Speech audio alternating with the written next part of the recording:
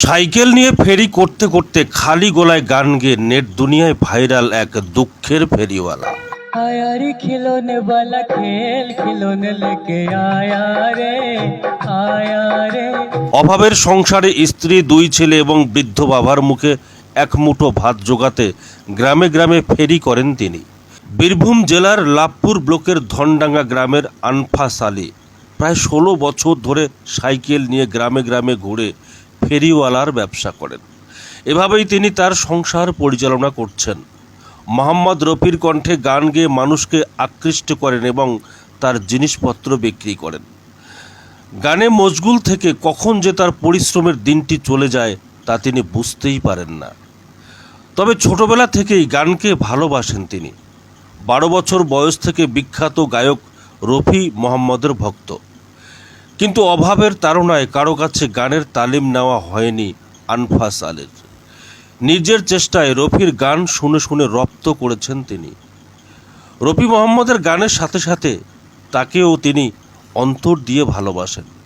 তাই রফির ছবি সাথে নিয়েই ঘুরে বেড়ান সারাদিন, আর সাইকেল ভর্তি জিনিসপত্র নিয়ে দাঁড়িয়ে গান গাওয়া শুরু করেন।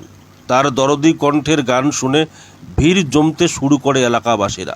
এই ফেরিওয়ালার গান শুনলে আপনিও হয়তো চমকে উঠবেন। চলুন শুনে নেই খালি গলায় তার সুমধুর কণ্ঠের গান। তবে কেমন লেগেছে জানাবেন কিন্তু অবশ্যই। আপনারা দেখছেন উত্তরের খবর, আপনাদের সঙ্গে আমি বাবুল কাদের হোসেন।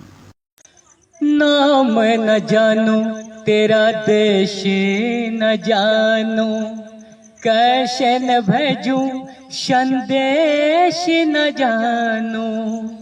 ऐ फूलों की ऐ झूलों की रुत न जाए भी तेरे, आजा तुझको पुकारे मेरे गीत रे मेरे गीत रे। ओ मेरे मितवा मेरे मित्र रे, आजा तुझको पुकारे मेरे गीत रे मेरे गीत रे। ओ मेरे मितवा नजर रो जाए मुस्तफा ढूंढती है, दया रे रसूले खुदा ढूंढती है।